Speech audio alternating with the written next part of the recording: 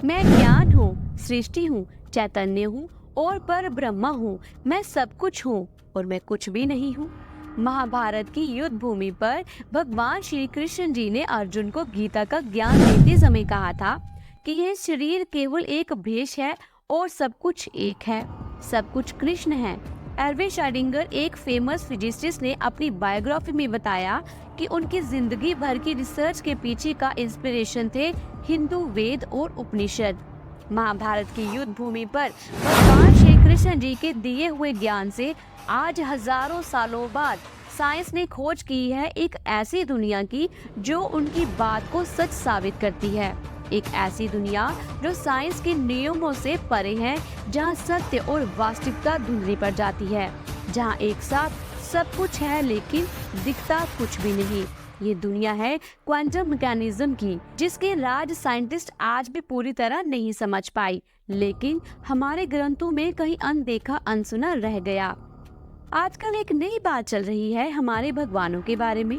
वो ये है कि तुम्हारे भगवान तो बड़े कमजोर थे, तुम्हारे भगवान रोने लग जाते थे, अपनी पत्नी को नहीं बचा पाते थे। इस तरह की बहुत सारी बातें होती हैं भगवानों के बारे में। ये सब सच है, परंतु ये बोलने वाले को एक और बात नहीं पता है, वह मैं बता देती हूँ। हमारे भगवान बीमार भी पड़ते थे।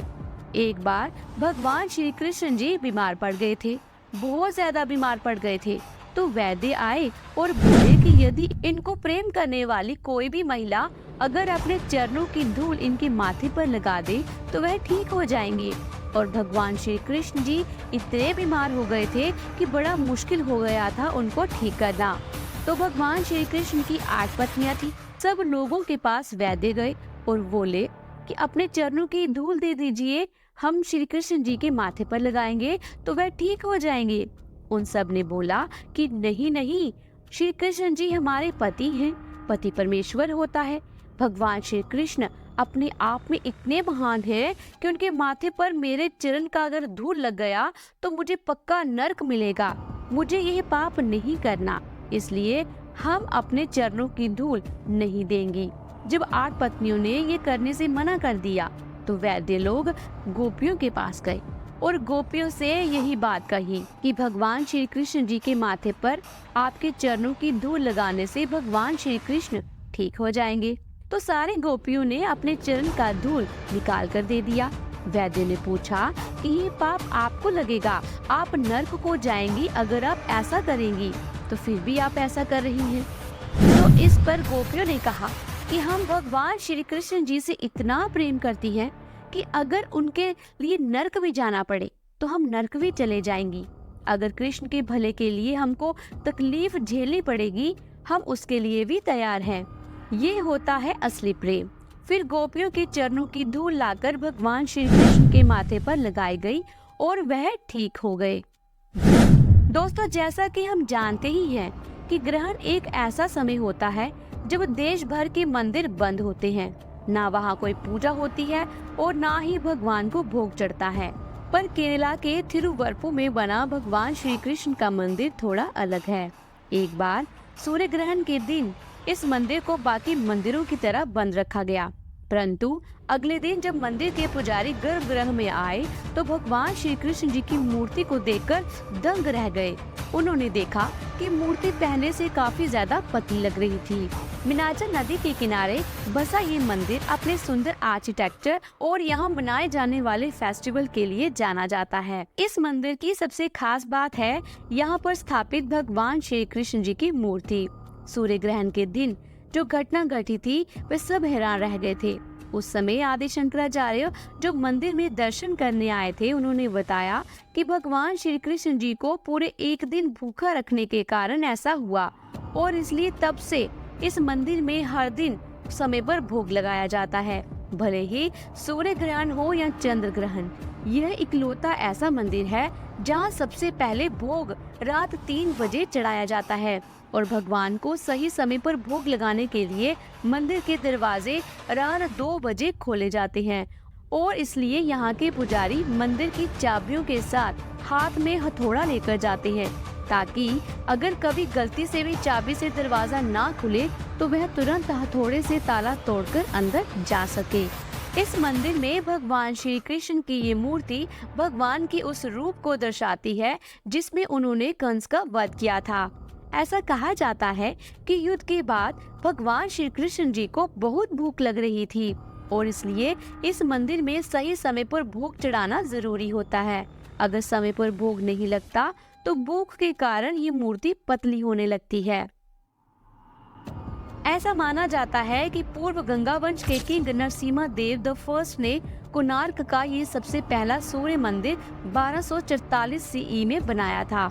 लेकिन सांब पुराण की एक कहानी के अनुसार इस मंदिर को श्री कृष्ण जी के बेटे सांब ने बनाया था। सांब भगवान श्री कृष्ण जी और जाम्बती जी के बेटे थे जो काफी ज्यादा शरारती थे। भगवान श्री कृष्ण जी उनके बुरे व्यवहार से बहुत ज्यादा परेशान थे। देखते देखते सांब का बुरा व्यवहार इतना बढ़ गया था कि भगवान श्री कृष्ण जी के क्रोध की सारी सीमाएं पार हो गई। उन्होंने सांब को समझाने की कोशिश की, उन पर क्रोधित हुए, पर सांब अपने पिता की कोई बात सुनने के लिए तैयार ही नहीं थे। वह हंसने लगे और अपने पिता से बहस करने लगे। भगवान श्री कृष्ण जी को अपने पुत्र का ऐसा बर्ताव स्वीकार नहीं था। वह बहुत क्रोधित हो गए और सांब को दंड देने के लिए उन्होंने उसे एक भीषण श्राप दे दिया। उन्होंने कहा कि सांब को कुष्ठ रोग हो जाएगा, एक ऐसी बीमारी जिसमें शरीर में फोड़े हो जाते हैं, शरीर के अंग सुन्न पड़ने लग जाते हैं। भगवान श्री कृष्ण जी के श्राप के कारण सांब को अब एक लंबे समय तक दर्द सहना होगा। कई साल बीत गए, सांब अपने बुरे व्यवहार की सजा भुगत रहे थे। तब उनकी मुलाकात ऋषि कटक से हुई। ऋषि कटक को सांब की हालत देखकर उन पर दया आ गई। उन्होंने सांब को सूर्य भगवान जी की भक्ति करने की सलाह दी और कहा कि उन्हें 12 साल तक कड़ी तपस्या करनी पड़ेगी। सांब ने ऋषि कटक जी की बात मानकर चंद्रभागा नदी के किनारे मित्रा वन में 12 साल तक तप किया। भगवान सूर्य देव जी उनकी भक्ति से प्रसन्न हो गए और उन्होंने सांब को आशीर्वाद दिया। उस आशीर्वाद से सांब की बीमारी दूर हो गई।